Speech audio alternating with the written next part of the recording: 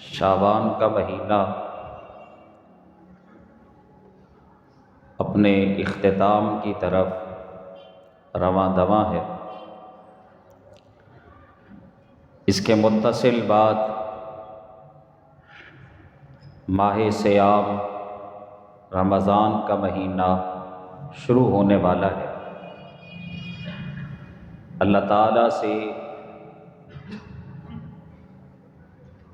یہ دلی دعا ہے، اپنے لیے بھی آپ سب کے لیے بھی، کہ اللہ تعالیٰ یہ ماہ مبارک جو بالکل ہمارے قریب ہے یہ ہمارے نصیب میں فرما دے۔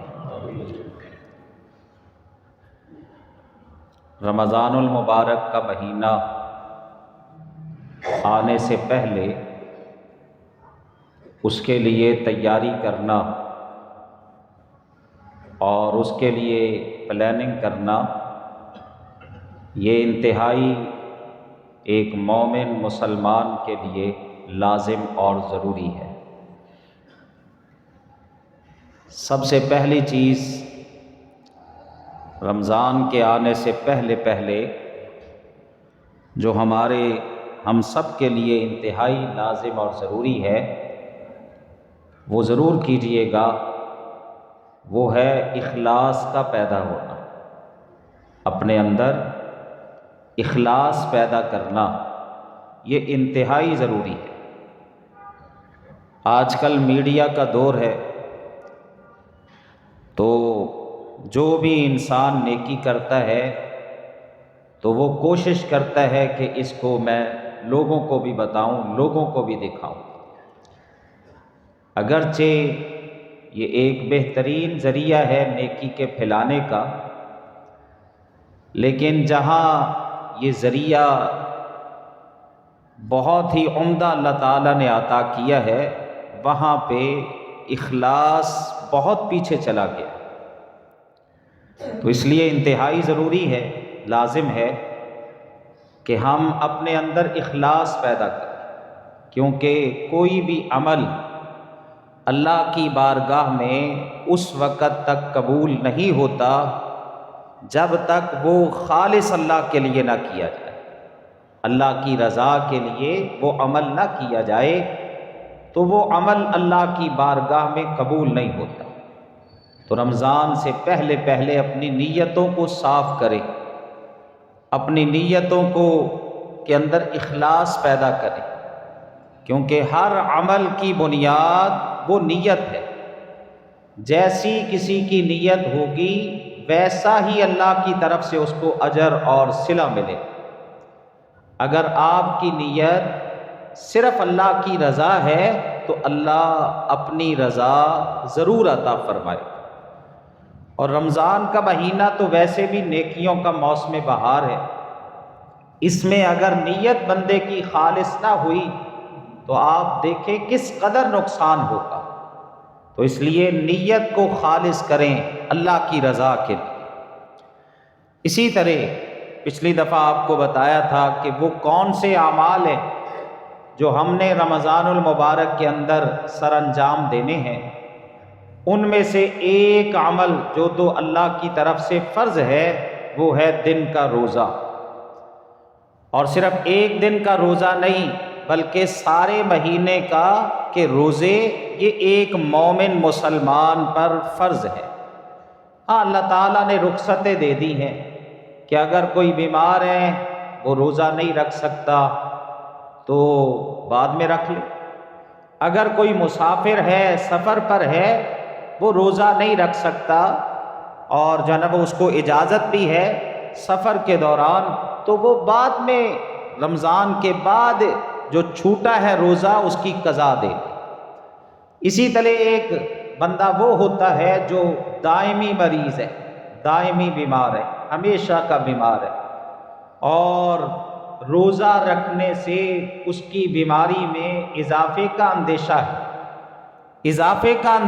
کہ اس کی بیماری بڑھ جائے گی تو اس کے لیے روزہ نہ رکھنے کی اجازت ہے۔ اسی طرح کوئی بہت بزرگ ہو چکا ہے، بوڑھا ہو چکا ہے، اب وہ توانائیاں نہیں ہیں، اور برداشت نہیں ہوتا تو اس کے لیے بھی اجازت ہے کہ وہ روزہ نہ رکھے۔ لیکن ساتھ ہی اللہ رب العزت نے کیا فرمایا؟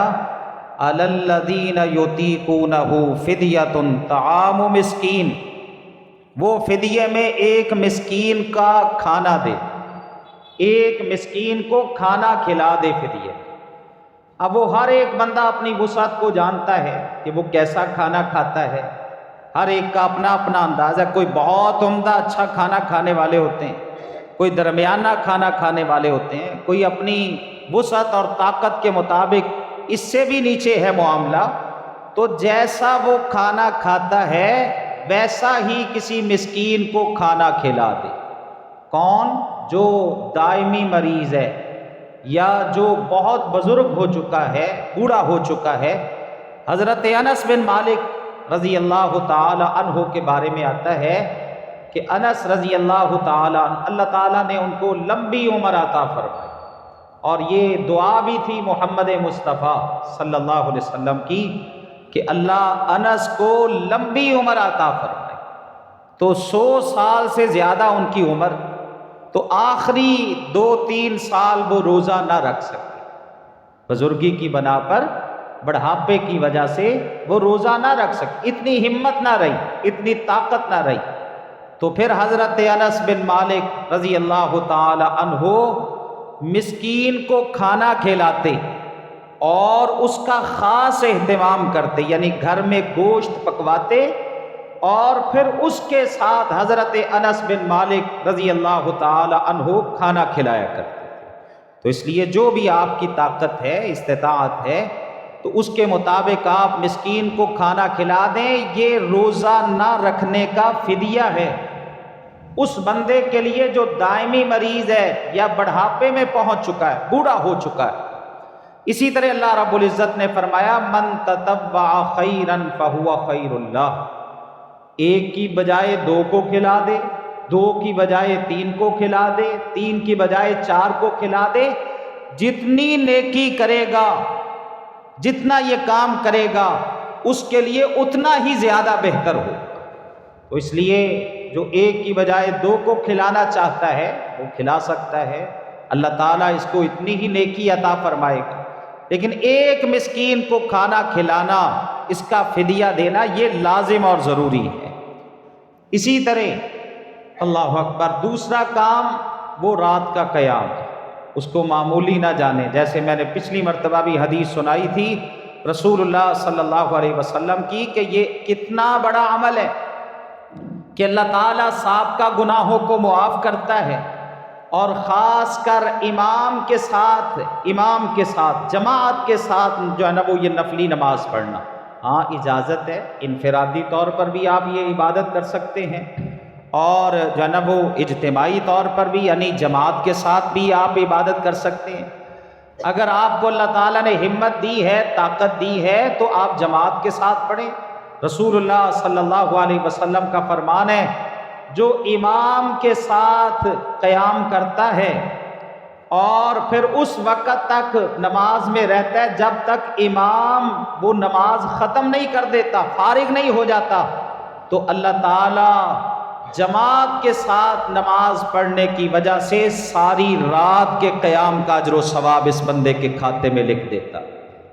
تو اس لیے اس کو معمولی نہ سمجھیں۔ رسول اللہ صلی اللہ علیہ وسلم کا قیام تو بہت لمبا قیام ہوتا۔ آپ صلی اللہ علیہ وسلم، ایک صحابی کہتے ہیں ایک دفعہ آپ نے ہمیں جو ہے نا وہ امامت کروائی ہماری، اور ہم نے اقتداء میں آپ کے رسول اللہ کے نماز پڑھی، اتنا لمبا قیام کہ ہمیں خدشہ لاحق ہو گیا کہ شاید ہماری سحری نہ رہ جائے اور ہم سحری کے بغیر ہی ہمیں روزہ نہ رکھنا پڑے۔ تو اس لیے رات کے قیام کو معمولی نہ سمجھیں۔ اب یہ کتنی رکعتیں ہیں؟ حضرت عائشہ رضی اللہ تعالی عنہا، صحیح بخاری کی روایت ہے یا صحیح مسلم کی روایت ہے، حضرت عائشہ رضی اللہ تعالی عنہا سے پوچھا گیا کہ ہمیں بتائیں رسول اللہ صلی اللہ علیہ وسلم کی نماز رات کی کیسی تھی؟ تو حضرت عائشہ فرماتی ہیں رمضان یا غیر رمضان، یعنی رمضان کے علاوہ نبی اکرم صلی اللہ علیہ وسلم 11 رکعتیں ہی پڑھا کرتے، 11 رکعتیں ہی پڑھا کرتے تھے۔ رمضان میں بھی اور اس کے علاوہ بھی۔ اللہ اکبر۔ اسی طرح حضرت جابر رضی اللہ تعالی عنہ فرماتے ہیں نبی اکرم صلی اللہ علیہ وسلم نے ہمیں نماز پڑھائی، یعنی رات کا قیام کروایا۔ کتنی رکعتیں؟ 8 رکعتیں۔ 8 رکعتیں رسول اللہ صلی اللہ علیہ وسلم نے ہمیں پڑھائیں، اور اس کے بعد نبی اکرم صلی اللہ علیہ وسلم نے وتر پڑھائے، یعنی یہ ٹوٹل جو ہے نا وہ 11 رکعتیں، بلکہ 11 رکعتیں رسول اللہ صلی اللہ علیہ وسلم یہ رات کا قیام فرمایا کرتے تھے۔ امام مالک علیہ الرحمہ، بلکہ موطا امام مالک کے اندر ہی آتا ہے اور اس کی سند بھی بالکل درست ہے کہ حضرت عمر رضی اللہ تعالی عنہ، پچھلی دفعہ آپ کو بتایا تھا کہ رسول اللہ صلی اللہ علیہ وسلم نے جب ذوق شوق دیکھا نا کہ لوگوں کا ذوق شوق بہت ہے، تو آپ اس رات نماز پڑھانے کے لیے جو ہے وہ مسجد میں تشریف نہیں لائے۔ فجر کی نماز کے بعد آپ نے خطبہ ارشاد فرمایا اور فرمایا کہ مجھ سے تمہارا یہاں مسجد کے اندر ہونا مخفی نہیں تھا، پوشیدہ نہیں تھا، صرف میں اس وجہ سے نہیں آیا کہ مجھے یہ خدشہ لاحق ہوا کہ کہیں یہ تمہارے ذوق شوق کی وجہ سے یہ نماز تم پر فرض نہ کر دی جائے اور پھر تم اس کے پڑھنے سے عاجز آ جاؤ۔ تو اس لیے نبی اکرم صلی اللہ علیہ وسلم نے اس کے بعد اس نماز کی امامت نہیں کروائی۔ پھر اسی طرح یہ چلتا رہا۔ حضرت ابو بکر رضی اللہ تعالی عنہ کا دور خلافت آیا تو ایسے ہی لوگ نماز پڑھتے رہے، مسجد میں اکیلے اکیلے پڑھتے رہے، یا جو ہے نا وہ 2 مل کے 3 مل کے، کوئی ادھر کھڑا ہے، کوئی ادھر جو ہے نا وہ جماعت ہو رہی ہے، کوئی ادھر جماعت ہو رہی ہے۔ حضرت عمر رضی اللہ تعالی عنہ کے دور خلافت میں بھی ابتدا میں ایسا ہی ہوا۔ پھر حضرت عمر رضی اللہ تعالی عنہ نے کہا کہ کیوں نہ میں ان کو ایک امام کے پیچھے جمع کر دوں، یہ علیحدہ علیحدہ پڑھ رہے ہیں اکیلے اکیلے یا جو ہے نا وہ جماعت کے ساتھ، کیوں نہ ان کو علیحدہ سے جو ہے نا وہ ایک ہی امام کے پیچھے جمع کر دوں۔ پھر حضرت عمر رضی اللہ تعالی عنہ نے آپ جو ہے نا وہ ابی بن کعب کو امام مقرر کیا، اسی طرح تمیم داری کو امام مقرر کیا۔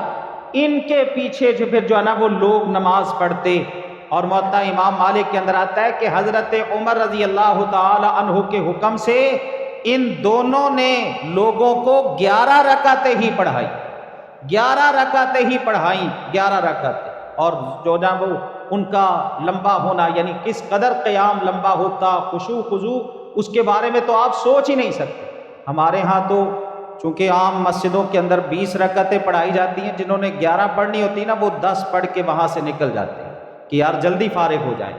یہ کوئی انداز نہیں ہے۔ رسول اللہ صلی اللہ علیہ وسلم آپ جو ہے نا وہ لمبا قیام فرماتے، لمبی جو ہے نا وہ آپ رکوع اور سجدے فرماتے، تو 11 رکعتیں پڑھائیں۔ امام مالک علیہ الرحمہ فرماتے ہیں میں تو یہی پسند کرتا ہوں 11 رکعتیں پڑھنا، اور ہی صلاۃ رسول اللہ صلی اللہ علیہ وسلم، رسول اللہ کی نماز بھی یہی ہے کہ آپ رات کا قیام نماز تراویح کہہ لیں، رات کا قیام کہہ لیں، صلاۃ اللیل کہہ لیں، قیام رمضان کہہ لیں، جو بھی آپ اس کو نام دے لیں، نماز تہجد کہہ لیں، 11 رکعتیں ہی آپ پڑھا کرتے۔ تو یہ امام مالک علیہ الرحمہ، تو اس لیے رات کا قیام۔ اسی طرح اس رمضان کے مہینے میں قرآن پاک کی تلاوت کرنا، ہم دیکھیں فضول کاموں کے اندر، موبائل کے اندر کتنا وقت ضائع۔ اگر میں بیٹھا ہوں 2 گھنٹے 3 گھنٹے موبائل کا استعمال کرتا ہوں، اور ساری رات جو ہے وہ موبائل کا استعمال کرتا ہوں، اس کی بجائے آپ قرآن کی تلاوت کریں۔ قرآن کی تلاوت، یہ رمضان کا مہینہ قرآن کا مہینہ ہے، اس میں اللہ تعالیٰ نے قرآن کو نازل کیا۔ ہر رات رمضان کی ہر رات میں نبی اکرم صلی اللہ علیہ وسلم کے پاس حضرت جبرائیل علیہ السلام آتے اور نبی اکرم صلی اللہ علیہ وسلم کو قرآن سناتے بھی اور سنتے بھی۔ ایک روایت میں یہ آتا ہے کہ دور کرتے حضرت جبرائیل نبی اکرم صلی اللہ علیہ وسلم کے ساتھ، اور اسی طرح ایک روایت میں آتا ہے کہ رسول اللہ قرآن سنایا کرتے تھے۔ تو اس میں اپنا معمول بنائیں۔ اگر آپ مصروفیت رکھتے ہیں، اپنے کاروبار میں مصروف ہیں، تو کم از کم جو نمازوں کے اوقات ہیں ان کے اندر اپنا شیڈول بنائیں کہ میں نے اتنے صفحے ضرور قرآن پاک کے پڑھنے ہیں۔ اللہ اکبر، کتنا اجر و ثواب ہے۔ رسول اللہ صلی اللہ علیہ وسلم نے فرمایا من قرأ حرفا من کتاب اللہ، جو اللہ کی کتاب قرآن پاک کا ایک حرف پڑھتا ہے لہو حسنتن، اس کے لیے ایک نیکی ہے۔ اور ساتھ ہی آپ نے فرمایا یہ نہ سمجھنا کہ ایک نیکی ہے، ایک نیکی کا اجر و ثواب 10 گنا اللہ بڑھا دیتا ہے۔ اور رمضان میں آپ دیکھ لیں کہ کس قدر بڑھ جاتا ہے۔ اور پھر آپ صلی اللہ علیہ وسلم نے فرمایا میں یہ نہیں کہتا کہ الف لام میم یہ ایک حرف ہے، آپ نے فرمایا الف حرف، لام حرف، میم حرف۔ الف ایک علیحدہ سے حرف ہے، لام ایک علیحدہ سے حرف ہے، میم ایک علیحدہ سے حرف ہے۔ تو یہ 3 حرف ہوئے، اللہ تعالیٰ ان 3 حرفوں کے پڑھنے پر بندے کو 30 نیکیوں کا اجر و ثواب عطا فرماتا ہے۔ تو اپنا وقت رمضان میں خاص، اس کے علاوہ بھی خاص کر رمضان کے اندر اپنا وقت ضائع نہ کیجیے گا، قرآن پاک کے ساتھ جڑے رہیے گا۔ قرآن پاک ہی وہ کتاب ہے جس کے سبب اللہ اپنے بندوں پر رحمتوں برکتوں کا، اللہ اکبر، سکینت کا نزول فرماتا ہے۔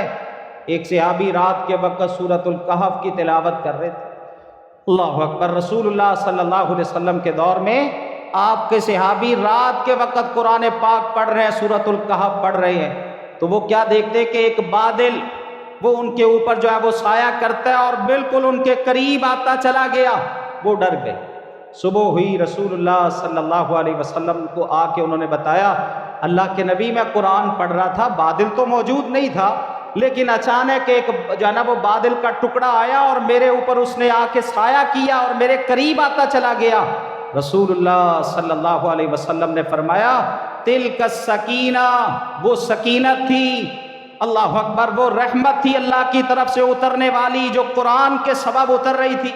تو قرآن کی تلاوت کر رہا تھا، اللہ تجھ پر اپنی رحمتوں برکتوں کا نزول فرما رہا۔ اور ایک حدیث میں آتا ہے کہ ایک صحابی رات کو قیام کر رہے ہیں، سورۃ البقرہ اس میں پڑھ رہے ہیں، سورۃ البقرہ کی تلاوت کر رہے ہیں، اللہ اکبر، اچانک جو ہے نا وہ کیا دیکھتے ہیں کہ ان کا گھوڑا جو پاس ہی بندھا ہوا تھا وہ بدکنا شروع ہو گیا۔ تو انہوں نے تلاوت کو روک دیا، پاس ہی ان کا بیٹا بھی جو ہے نا وہ لیٹا ہوا تھا، یحییٰ چھوٹا بیٹا تھا، بچہ، وہ بھی قریب ہی لیٹا ہوا تھا۔ تو انہوں نے تلاوت بند کی، وہ گھوڑا بھی بدکنا بند ہو گیا۔ اس کے بعد جب دوبارہ اس نے شروع کی تلاوت تو وہ گھوڑا پھر بدکنا شروع ہو گیا، پھر اس نے بند کی تو وہ پھر رک گیا۔ اس طرح یہ 3 دفعہ معاملہ ہوا۔ اس نے تلاوت ختم کی، نماز کا سلام پھیرا اور پھر جو ہے نا وہ اپنے بچے کی طرف آگے بڑھا کہ یہ گھوڑا میرے بچے کو نقصان نہ پہنچا دے۔ اور اس کے بعد اس نے دیکھا کہ ایک چھتری سی ہے اور اس میں جو ہے نا وہ لائٹیں لگی ہوئی ہیں، وہ اس کے قریب آ رہی ہے اور پھر وہ اوپر کی طرف اٹھ گئی۔ صبح ہوئی، اس نے آ کے بتایا محمد مصطفیٰ صلی اللہ علیہ وسلم کو، آپ نے فرمایا وہ فرشتے تھے اللہ کے، جب تو قرآن پڑھ رہا تھا وہ قرآن سننے کے لیے اتر رہے تھے۔ اللہ اکبر، کاش تو قرآن پڑھتا رہتا اور اپنی آنکھوں سے فرشتوں کو دیکھ لیتا اور جو ہے نا وہ قرآن پڑھتا رہتا، صبح تک وہ اللہ کے فرشتے یہاں پہ رہتے اور یہ مدینے کے لوگ بھی اپنی آنکھوں کے ساتھ ان فرشتوں کو دیکھ لیتے۔ تو اس لیے قرآن پڑھے۔ رسول اللہ صلی اللہ علیہ وسلم کا فرمان ہے، آپ نے فرمایا اقرأوا القرآن انہ یاتی یوم القیامت شفیعا لاصحابہ، قرآن پڑھا کرو، قرآن کی تلاوت کیا کرو، یہ قیامت کے دن اپنے پڑھنے والوں کے حق میں سفارشی بن کے آئے، اپنے پڑھنے والوں کے حق میں سفارشی بن کے آئے گا، ان کی سفارش کرے گا۔ تو تیسرا عمل، چوتھا عمل کہ قرآن کی تلاوت، اسی طرح دعا کا اہتمام کریں، خاص کر رمضان کے مہینے میں، اور اس وقت تو بہت ضرورت ہے دعاؤں کی۔ ہمیں اپنے لیے ہی نہیں، صرف اللہ اکبر، اپنے خاندان کے لیے ہی نہیں، اپنے ماں باپ کے لیے ہی نہیں، اپنی آل اولاد کے لیے نہیں، دیکھیں فلسطین میں کیا کچھ ہو رہا ہے، اللہ اکبر، کس قدر جو ہے نا وہ ظلم کیا جا رہا ہے اور بچے جو ہے وہ بلبلا رہے ہیں اور تڑپتے تڑپتے اپنے ماں باپ کے ہاتھوں میں جان دے رہے ہیں۔ امت مسلمہ سوئی ہوئی ہے، چلیں اگر آپ کچھ نہیں کر سکتے تو دعا تو ان کے حق میں کر سکتے ہیں نا، دعا کا خاص اہتمام کریں اور ان کے حق میں رو رو کے اللہ سے دعائیں کریں۔ رسول اللہ صلی اللہ علیہ وسلم کا فرمان ہے، آپ نے فرمایا 3 لوگوں کی دعا کو رد نہیں کیا جاتا، 3 لوگوں کی دعا کو رد نہیں کیا جاتا۔ یا رسول اللہ وہ 3 لوگ کون سے ہیں؟ آپ نے فرمایا ایک ہے دعوت الصائم، روزے دار کی دعا، روزے دار کی دعا، حتیٰ یفطر، جب تک روزہ افطار نہیں ہو جاتا۔ اللہ اکبر، اس وقت میں روزے کی حالت میں وہ جو بھی اللہ سے دعا کرتا ہے اللہ اس کی دعا کو ضرور قبول فرماتا ہے۔ اور نبی اکرم صلی اللہ علیہ وسلم نے دوسرا فرمایا الامام العادل، عادل حکمران، امام عدل کرنے والا، انصاف کرنے والا۔ اور تیسرا آپ نے فرمایا دعوت المظلوم، مظلوم کی دعا کو بھی اللہ رد نہیں کرتا۔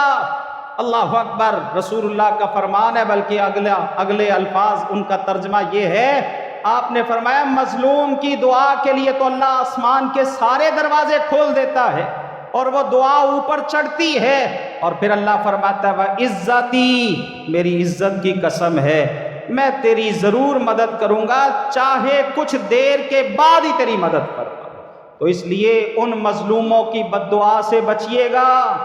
اللہ اکبر، آج اس ظلم کے اندر جو فلسطینیوں پر ہو رہا ہے ہم سب شامل ہیں، اللہ ہمیں معاف فرما دے، اللہ ان مظلوموں کی مدد فرمائے۔ اللہ اکبر، اللہ تعالیٰ ان کو ظلم سے نجات عطا فرمائے۔ کس قدر ان پر ظلم ہو رہا ہے دیکھا نہیں جاتا، پتہ نہیں کیا پتھر دل لے کے یہ پیدا ہوئے ہمارے حکمران، اور امت مسلمہ کے سارے حکمران اور خاص کر عرب کے حکمران، کیا پتھر دل ہے ان کے اندر کہ جو وہ تڑپتا ہی نہیں ہے، اور ان کی آنکھوں میں کچھ جو ہے نا وہ ان کے لیے آنسو نہیں نکلتے، اور ان کے لیے وہ کچھ محنت اور کوشش کرنے کے لیے تیار ہیں، اپنی اپنی عیاشیوں میں لگے ہوئے۔ اللہ اکبر، عیاشیوں میں لگے، یہی سمجھتے ہیں کہ یہ پیسہ، یہ ٹھاٹ باٹ ہمیشہ رہے گا۔ ایک فلسطینی کا پیغام آیا نا، اس نے قبر میں کھڑے ہو کے یہ پیغام دیا، کیوں سو رہے ہو، بالآخر تمہارا بھی یہی انجام ہے، اگر ہم یہاں پہ جا رہے ہیں تو تم نے بھی اسی کے اندر آنا ہے۔ اللہ اکبر، یہ اربوں، یہ کھربوں، یہ کروڑوں، اور یہ محلات، اور یہ سونا چاندی، یہ گاڑیاں، یہ ریل پیل، یہ سب کچھ چھوڑ کے آ جاؤ گے۔ تو اس لیے ان مظلوموں کے لیے دعا ضرور کرو، ان کے لیے ضرور دعا کرو، اللہ کے سامنے آنکھوں سے آنسو بہا بہا کے۔ اور اللہ نے دیکھے رمضان کے جو مسائل بیان کیے نا، اس کے درمیان میں اللہ نے یہ فرمایا کہ اذا سالک عبادی انی فانی قریب اجیب دعوت الداع اذا دعان فلیستجیبوا لی ولیؤمنوا بی لعلہم یرشدون۔ اللہ فرماتے ہیں نبی محمد صلی اللہ علیہ وسلم، جب بھی آپ سے سوال کریں میرے بندے میرے بارے میں سوال کریں تو آپ ان کو جواب دے دیں انی قریب، میں ان کے قریب ہوں، اجیب دعوت الداع اذا دعان، ہر دعا کرنے والے کی دعا کو سنتا بھی ہوں اور قبول بھی کرتا ہوں۔ یہ مجمع ہے، اللہ اکبر، خطبے کا مجمع، ایک دفعہ آمین ضرور کہہ دیجئے گا۔ اللہ ان فلسطینیوں کی مدد فرما، اللہ ان مظلوموں کی مدد فرما، اے اللہ خاص اپنی رحمت کے ساتھ مدد فرما، ہمیں ہمت توفیق عطا فرما، ہمیں یہ طاقت دے کہ ہم ان کے ساتھ کھڑے ہو سکیں۔ اللہ امت مسلمہ کے حکمرانوں کو ہوش کے ناخن لینے کی توفیق عطا فرما، ان کے دلوں کے اندر شفقت والا پہلو اجاگر فرما کہ وہ ان کے حق میں کھڑے ہوں۔ تو بہرحال دعا کا خاص اہتمام، اسی طرح رمضان کے اندر اعتکاف، آخری اشرے کا اعتکاف رسول اللہ صلی اللہ علیہ وسلم کی سنت ہے، اور اسی طرح لیلۃ القدر کو تلاش کرنا، آخری اشرے میں لیلۃ القدر کو تلاش کرنا۔ وہ لیلۃ القدر کس قدر فضیلت والی ہے، انا انزلناہ فی لیلۃ القدر وما ادراک ما لیلۃ القدر لیلۃ القدر خیر من الف شہر تنزل الملائکۃ والروح فیہا باذن ربہم من کل امر سلام ہی حتی مطلع الفجر۔ اللہ فرماتے ہیں ہم نے قدر والی رات، فضیلت والی رات میں اس قرآن کو نازل کیا، لیلۃ القدر خیر من الف شہر۔ اللہ فرماتے ہیں وہ لیلۃ القدر، قدر والی رات 1000 مہینوں سے زیادہ افضل اور بہتر رات ہے۔ ایک رات اگر اللہ آپ کے نصیب میں کر دے، کو 8 گھنٹے 9 گھنٹے 10 گھنٹے لگا لے، اللہ اکبر، ایک طرف 1000 مہینے اور ایک طرف یہ 8-10 گھنٹے کی عبادت، اللہ کہتے ہیں یہ ایک رات کی عبادت ان 1000 مہینوں سے بہتر ہے، 1000 مہینوں کی عبادتوں سے بہتر ہے۔ اور اسی طرح رسول اللہ کا فرمان ہے جو لیلۃ القدر سے محروم ہو گیا وہ ہر قسم کی خیر سے محروم کر دیا، ہر قسم کی خیر سے محروم کر دیا گیا جو لیلۃ القدر سے محروم ہو گیا۔ اور اسی طرح اس ماہ مبارک کے اندر اللہ کی راہ میں خرچ کرنا، اللہ کی راہ میں دینا، اللہ اکبر، غرباء پر، مساکین پر، مساجد پر، مدارس پر، اللہ اکبر، اور اسی طرح ان مظلوموں کے لیے جو بھی آپ خرچ کر سکتے ہیں، جو بھی آپ کو پتہ چلتا ہے اللہ کی راہ میں خرچ کرنا۔ رسول اللہ صلی اللہ علیہ وسلم اس ماہ مبارک کے اندر تیز آندھی سے زیادہ سخاوت کرتے۔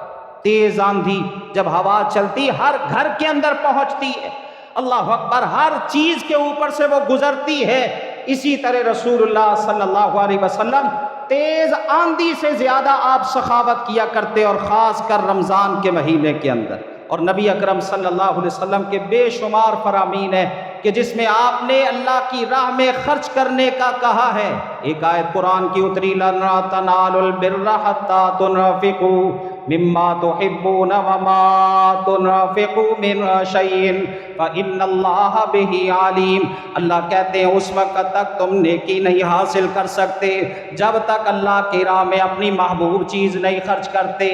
جب قرآن کی آیت اتری، ایک صحابی نام ان کا ابو طلحہ ہے، آئے رسول اللہ کے پاس، آ کے کہتے اللہ کے نبی صلی اللہ علیہ وسلم اللہ نے یہ آیت اتاری ہے۔ آپ نے فرمایا ہاں اتاری۔ یا رسول اللہ، اللہ ہم سے اپنی محبوب چیز چاہتا ہے کہ ہم محبوب چیز اللہ کی راہ میں خرچ کریں؟ آپ نے فرمایا ہاں۔ کہنے لگے یا رسول اللہ صلی اللہ علیہ وسلم، یہ جو باغ ہے نا مسجد نبوی کے سامنے، یہ میرے مال میں سے مجھے سب سے زیادہ محبوب ہے، سب سے زیادہ مجھے عزیز ہے، سب سے زیادہ پیار۔ اور اس کا سبب کیا تھا؟ نبی اکرم صلی اللہ علیہ وسلم بعض دفعہ نماز پڑھتے مسجد نبوی میں، اور اس کے بعد اس باغ میں آ جاتے، وہاں آپ ٹھنڈا پانی پیتے چشمے کا اور کھجوریں تناول فرماتے، اس لیے حضرت ابو طلحہ کو یہ باغ سب سے محبوب تھا۔ کہنے لگے اللہ کے نبی، اللہ اکبر، آپ گواہ ہو جائیں کہ میں اللہ کی راہ میں اس کو دیتا ہوں، خرچ کرتا ہوں، آپ کے سپرد کرتا ہوں، آپ جہاں بہتر سمجھیں اس کو لگا دیں، خرچ کر دیں، اور اپنے رب سے اللہ اکبر نیکی کی اور صلے کی امید رکھتا ہوں۔ رسول اللہ نے فرمایا ذالک مال رابح، یہی تو مال اچھا ہے، یہی تو مال نفع والا ہے، اسی مال کا تو تجھے فائدہ ہوگا۔ اور قرآن میں اللہ نے فرمایا ما انفقتم من شیء فهو یخلفہ وہو خیر الرازقین، جو بھی تم اللہ کی راہ میں خرچ کرتے ہو اللہ اس کا تمہیں ضرور صلہ عطا فرمائے گا، واللہ خیر الرازقین، اس لیے کہ اللہ سب سے زیادہ بہتر رزق عطا کرنے والا ہے۔ تو رمضان میں اللہ کی راہ میں دینا، اور اسی طرح ایک عمل رمضان کے اندر اگر اللہ نے طاقت دی ہے، اگر اللہ نے ہمت دی ہے، اللہ نے اگر استطاعت عطا کی ہے تو عمرہ کرنا رمضان کے اندر۔ ایک صحابیہ رسول اللہ صلی اللہ علیہ وسلم کی، انصاری صحابی، نبی اکرم صلی اللہ علیہ وسلم نے اس سے پوچھا ما منعک، کیا وجہ بنی کہ تو نے ہمارے ساتھ حج کیوں نہیں کیا؟ کہنے لگی یا رسول اللہ صلی اللہ علیہ وسلم، حج آپ کے ساتھ میں کیسے کرتی؟ ہمارے پاس صرف 2 سواریاں تھیں، 2 اونٹ تھے، ایک اونٹ پر میرا خامد اور میرا بیٹا سوار ہو کے حج کے لیے چلے گئے، اور ایک اونٹ ہمارے پاس پیچھے چھوڑ گئے تاکہ اس پر ہم جو ہے نا وہ اپنا اناج وغیرہ پانی وغیرہ لے کے آیا کریں، اس وجہ سے حج نہیں کر سکی۔ تو آپ صلی اللہ علیہ وسلم نے فرمایا اذا جاء رمضان فاعتمری، جب رمضان آ جائے رمضان کے اندر عمرہ کر لینا، عمرہ کر لینا، ان عمرۃ فیہ تعدل حجۃ، اس لیے کہ اللہ رمضان کے عمرے کا اجر و ثواب حج کے برابر عطا کرتا ہے، اللہ حج کے برابر۔ اور ایک روایت میں آتا ہے اللہ اکبر کہ ایسے ہے جیسے بندہ میرے ساتھ حج کی قضا دے رہا ہے، میرے ساتھ۔ رسول اللہ صلی اللہ علیہ وسلم نے فرمایا عمرہ جو ہے وہ رمضان کا ایسے ہے جیسے بندہ میرے ساتھ اللہ اکبر اور حج کی قضا دے رہے۔ تو یہ اس وجہ سے اس مہینے کے اندر اللہ نے جن کو ہمت دی ہے، توفیق دی ہے، ویسے بندہ اگر وہاں پہ نہیں جاتا تو تڑپتا ہے، خواہش رکھتا ہے اللہ اکبر کہ اللہ تعالیٰ مجھے لے جائے وہاں پہ، اللہ سب کو لے جائے، اللہ مکہ مدینہ سب کو دکھا دے، اور جس نے جو ہے نا وہ دیکھ لیا ہے وہ پھر تڑپتا ہوتا ہے کہ کبھی نہ کبھی اللہ اکبر ایسا موقع بنے میں یہ اپنی ساری مصروفیات کو ترک کر کے وہاں پہنچ جاؤں۔ اللہ اکبر، اللہ کے ایک بہت ہی نیک بندے گزرے ہیں، اللہ اکبر، مولانا سمسام علیہ الرحمہ، کہتے ہیں اپنی زندگی کے اندر اللہ اکبر پتہ نہیں کتنے انہوں نے حج کیے، لیکن اس کے باوجود وہ کہتے ہیں کم از کم 25 سے زیادہ حج ان کے، اس کے باوجود وہ تڑپتے تھے کہ کب موقع بنے اور میں یہ پیدل سفر یا سواری پر سفر طے کر کے وہاں پہ پہنچ جاؤں۔ رسول اللہ صلی اللہ علیہ وسلم نے فرمایا رمضان کے اندر عمرہ کرو، رمضان کے اندر عمرہ کرنا اللہ حج کے برابر اجر و ثواب عطا فرماتا ہے۔ اپنی نیتوں کو خالص کریں اور رمضان کی تیاری کریں ہمت کے ساتھ، اور اللہ کی توفیق اللہ سے مانگیں کہ اللہ ہمیں ہمت عطا فرما دے تاکہ ہم رمضان کی ساری خیر و برکات کو سمیٹ سکیں۔ کوئی خیر، کوئی برکت، کوئی رحمت ایسی نہ ہو جس سے ہم محروم ہو جائیں۔ اللہ ہم سب کو توفیق عطا فرمائے، آمین ثم آمین وما علیہ۔